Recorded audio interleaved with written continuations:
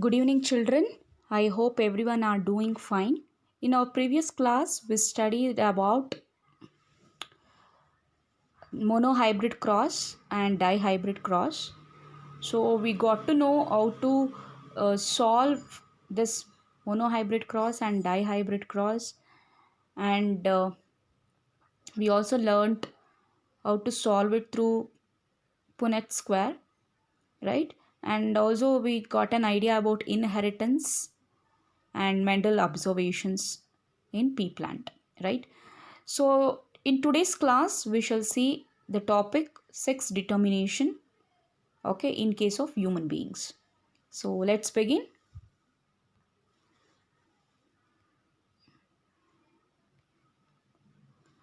Sex determination. So children, we know that when female egg fuses with male sperm, it forms zygote, right? And zygote is the very first cell of a new life.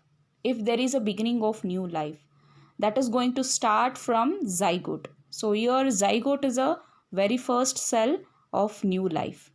Okay, and what does this zygote consist of? Zygote contains both the content from a male as well as female cell. So zygote is a combination of both male as well as female cells. In the picture you can see there is a fusion of sperm with egg, and that results in the zygote. You can see one cell, that is zygote, and this zygote further divides and finally forms a baby. Okay, so newborn baby, and this zygote further divide to complete form. That complete form is nothing but a baby. Okay, so here you can see, so we have studied about cell. So you have studied about cell in your ninth standard. So in that we have seen each and every organelle that is present in a cell. So that is one among such cell organelle we will take up only nucleus. So nucleus, you have studied the structure. So what does nucleus consist of? So we mainly focus here on nucleolus.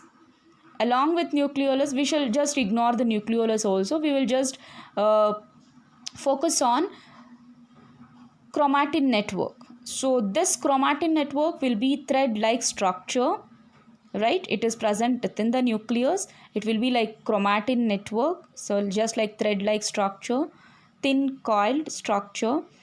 So when it is observed in detail, you can see the chromosomes here. Yes. So each chromosomes has a chromatids and centromere. This I keep on explaining since from first class, and also in the chapter how do organism reproduce, I kept on like explaining this. So each chromosomes has a centromere, it is in the center, and X-like structure, right? So that arms are said to be chromatids. So each arm of the chromosomes has nucleosomes, that is that DNA, that is double helix structure, that consists of nucleosomes and histone protein. Okay, so this is the overall structure of chromosome in detail. So we know that when male gamete fuses with a female one, it forms a zygote. By the way, how many number of chromosomes are there in humans? So as I said, it is 46 chromosome in each individual. So do you think when there is a fusion, both 46 and 46 chromosome fuse together to form so much chromosomes? No way, right? So every individual, every human being has to consist of 46 chromosome. Then how this is going to equally distribute from male as well as female parent? So here, as we know, male carries X and Y chromosome and female carries X and X chromosome. So male has 23 pairs, that means 46 chromosomes, and female has 23 pairs of chromosome, that is 46, totally 46 chromosomes. So one pair in the sense two chromosomes. So here in case of male and female, 23 pairs are nothing but, sorry, it's just a mistake here, just it is 23, it is a mistake there, it is 22 plus 1. Okay, 22 plus 1 chromosome, that is 23. So here 1 is nothing but the sex chromosome.